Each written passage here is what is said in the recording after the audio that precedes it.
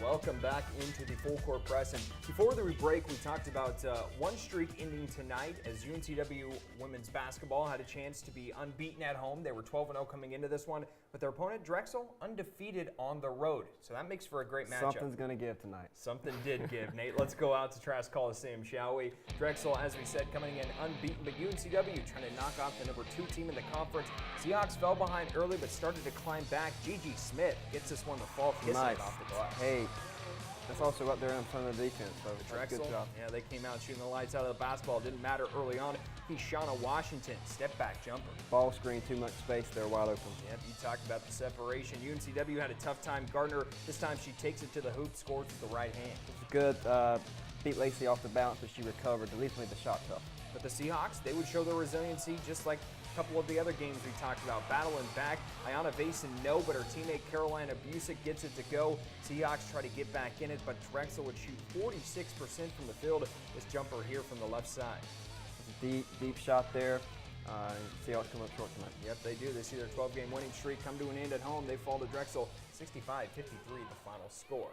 So win there for the Seahawks. You know, they came up just short. They don't get the win, but I would say you got to see that resiliency against one of the top teams in the conference. Yeah, they'll bounce back. They play Sunday. You know, you'll have a spirited practice tomorrow, I'm sure, and get into watching some film and some things they did wrong and bounce back on Sunday. There's no doubt in my mind. Yep, Delaware on Sunday at Trask Coliseum. And for the first time here on the Full Court Press, how about this? We're going to hand out our Player of the Year awards for you all. And Nate, this was not an easy decision. So many talented players here around the Cape Fear.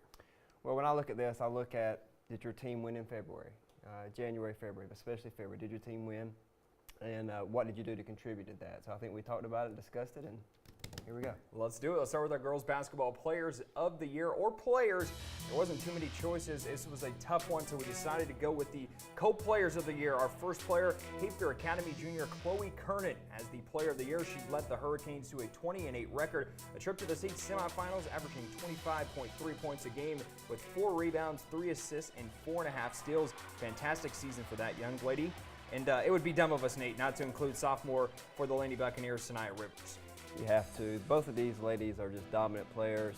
25 points a game, that's just a shade under what I used to average. But then Sanaya, she's just so good and so talented. 25.5 for Sanaya Rivers. Doesn't stop there. 12.7 rebounds, 4 assists, almost 4.5 steals, and 3 blocks a game. Nate, she does it all, and not to mention she led the Bucks right now to a 26-1 record, and most likely what will be a top 6 seed in the playoffs for this Laney team. And she's going to be a player that I've already kind of loved watching here, and I've only been here for 5 months, but she's going to be one, when she's a junior and senior, you better watch out. She's going to have scouts everywhere. We have 2 more years of her, and I think I said this before this year, we're spoiled. Like, she's making plays like the fadeaway tonight. Like, she's making plays and continue to make plays that we're just taking for granted. So enjoy it the next 2 years. Absolutely. Let's move on to our boys player of the year. And this one a bit tougher. So many standout performers, but we chose a player from the top regular season team, as Nate said, in the conference. That's Hogger Jr. Sebastian Hedera. He only averaged 11 points a game, but he was huge down the stretch. Uber clutch in the last 2 months. He scored at least 15 points a game in 7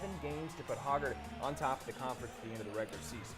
Well, he was always clutch for them in the big games and the big moments. The 25, 26 points that I think he had against Laney when they defeated them at Hogger was a huge win. I think they went undefeated all the way up until tonight, and he was a big part of that. He was. He loves his corner 3 ball. I talked to him before the game, and he said that's just something he's been shooting since he was little, and now it's almost automatic for the young man. So congratulations to Sanaya Rivers, Chloe Kernan, and as well as Sebastian Hedera, our Full Court Press Players of the Year. Well, we still have much more of the show coming up for you here on WWAY News. Nate will hand out his final game ball of the week, and we'll talk a little playoff matchups. That's right around the corner.